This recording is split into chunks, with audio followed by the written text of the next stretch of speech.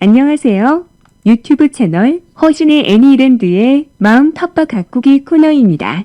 오늘은 구름을 타고 전남 강진군에 있는 화방사를 둘러보러 왔습니다.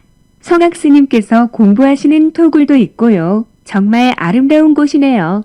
멋진 곳에서 공부하시니 정말 좋으시겠어요. 성불하세요. 오늘의 이야기는 대화닷다 이야기입니다. 그리고 구독, 좋아요 꾹 눌러주시고 아름다운 댓글 잊지 마시고 부탁드립니다. 행복한 하루 되세요. 감사합니다. 오늘은 심어 놓은 메주 콩싹이 올라오지 않아 볼 때마다 속이 많이 상합니다. 같이 심은 강남콩과 옥수수는 여기저기에서 올라오는데 유독 메주콩만 올라오질 않네요. 그러다 요즘 핫 뉴스가 일본의 방사능 오염수를 바다로 배출한다는 것입니다. 오염수를 배출하면 바다만 오염되는 것이 아니고 땅으로까지 스며들어 육지는 물론 우리가 먹는 물까지 모두 방사능에 오염된다는 것입니다. 정말 화가 납니다. 지구를 방사능으로 오염시키려는 일본, 이 지구에서 살 자격 없는 집단인 것 같습니다. 그럼 이 텃밭도 아무리 약도 치지 않고 정성을 들여 농사를 지어도 결국 방사능을 먹어야 된다는 이야기인 거죠. 우리처럼 나이가 든 사람은 괜찮습니다. 살 만큼 살았으니까요. 그러나 우리 아이들 세대가 정말 걱정입니다. 월삼보살님, 이 화나는 마음을 달래줄 법문은 없나요? 그리고 지구 민폐국 일본을 어떻게 할 수는 없을까요? 일진처사님, 당연히 화가 날 일이지요. 그래서 대화닷다의 이야기를 들려드릴게요. 부처님의 의tum가는 두 제자인 사리푸타와 마하모칼라나 마하테라는 사와티로부터 라자가하에 갈 일이 있었다.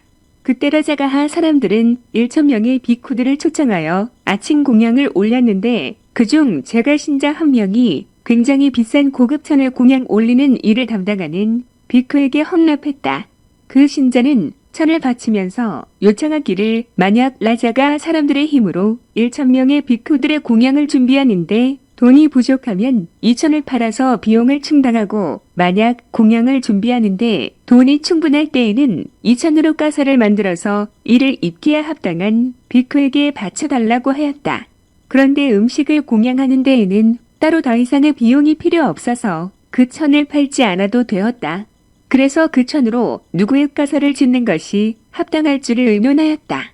그 결과 사리푸타나 마하모칼라나 마하테라를 비롯한 다른 비쿠들은 사와티에 머물면서 가끔씩만 이라자가하에 들러지만 오직 대화닷다 비쿠만은 이곳에 머물러 우리를 지도하는 분이니만큼 천으로 대화닷다 비쿠의 가사를 짓는 것이 합당하다는 결론이 내려졌다.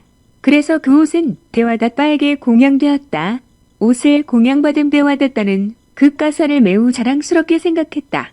그는 그 옷을 입고 여기저기 돌아다니면서 은근히 뽐냈는데 일단의 비쿠들을 통하여 이런 사실이 부처님께 전해졌다. 부처님께서는 그 이야기를 듣고 이렇게 말씀하신다. 대화닷다는 그런 고급스러운 옷을 입을 자격이 없는 사람이니라. 그런데도 그 옷을 입고 부끄러워할 줄을 모르는구나. 대화닷다가 이런 부적합 행동을 한 것은 비단 이번이 처음은 아니니라. 그의 전생은 코끼리 사냥꾼이었다.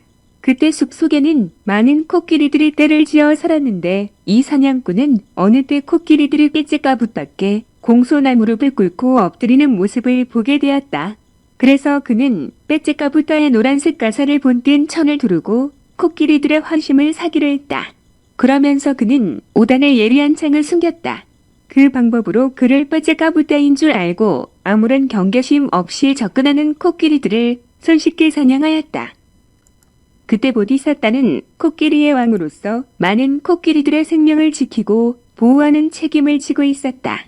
이 코끼리 왕은 동료 코끼리들이 한 마리씩 죽어가는 것을 알고 그 원인을 조사해 보았다.